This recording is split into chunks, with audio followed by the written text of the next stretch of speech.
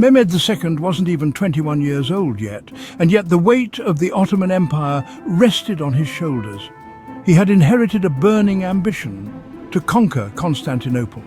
This ancient city, the jewel of the Byzantine Empire, had stood strong for centuries. It was a prize many had desired, but no one had succeeded in capturing it. Mehmed was determined to be different.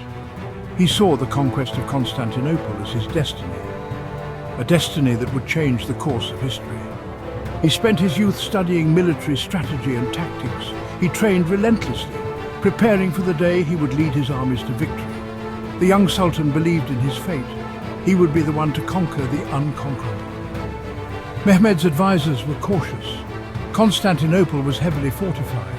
Its walls had withstood countless sieges.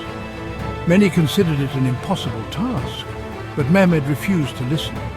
He knew that Constantinople's strategic location, controlling the passage between the Black Sea and the Mediterranean Sea, would give the Ottomans unmatched power. It was a prize worth any risk. Nothing would deter him. Constantinople was a city built to withstand any attack. The massive Theodosian walls, built centuries ago, protected the city. These were not just simple walls. They were a complex system of fortifications. Trenches, ramparts and towers made breaching them nearly impossible. For centuries, these walls had repelled invaders. They were a testament to the enduring legacy of the Roman Empire. Inside the city walls, the citizens felt safe. They believed their city to be impregnable. After all, it had stood for over 1,000 years.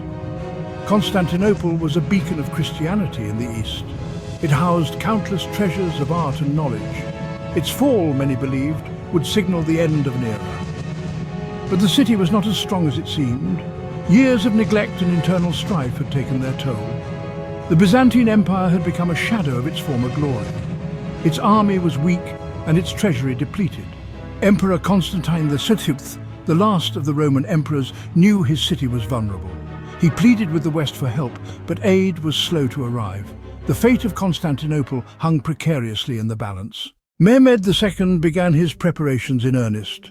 He realized that to conquer Constantinople, he needed more than just brute force. He needed to outsmart his enemy. He ordered the construction of massive cannons, the likes of which the world had never seen. These weapons, crafted by the skilled Hungarian engineer Orban, would be his trump card. The Sultan's army was vast and disciplined. It included the Janissaries, the elite infantry corps of the Ottoman army, renowned for their loyalty and fighting prowess. He assembled a fleet of ships, blockading Constantinople from the sea. Mehmed also cut off all land routes to the city, ensuring no supplies or reinforcements could get through. A sense of dread fell upon Constantinople. The Sultan's shadow loomed over the city.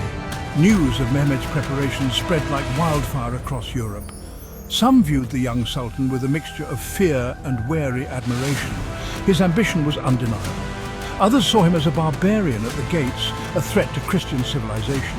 The fate of Constantinople, it seemed, would determine the fate of East and West. On April 6, 1453, the siege of Constantinople began. Mehmed's massive cannons roared to life. They unleashed a furious barrage of stone and iron upon the ancient city walls. The ground shook with each deafening blast. The defenders of Constantinople were awestruck by the Ottoman firepower. They had never witnessed such destructive power before, but the walls of Constantinople held. The defenders, though outnumbered, fought back with the courage of desperation. Each night they repaired the damage, preparing for the next day's assault. Days turned into weeks, and still the city stood. Mehmed realized that cannons alone would not be enough. He needed to devise a new strategy. Life in Constantinople had become a desperate struggle for survival. Food and water supplies were dwindling. The constant bombardment took its toll on the defenders' morale. Yet they refused to surrender. Emperor Constantine II rallied his men. He knew the fate of their world rested on their shoulders. From the Ottoman camp, Mehmed observed the city. He admired his enemy's resilience. But he also knew that time was on his side. He needed a decisive blow, something to break the stalemate. His generals presented him with a daring plan to bypass the chain across the Golden Horn and attack Constantinople from the north. The Golden Horn, a natural harbour, was Constantinople's lifeline. It was heavily guarded by Byzantine ships and a massive chain preventing enemy ships from entering. Mehmed's engineers devised an audacious plan to transport their ships overland.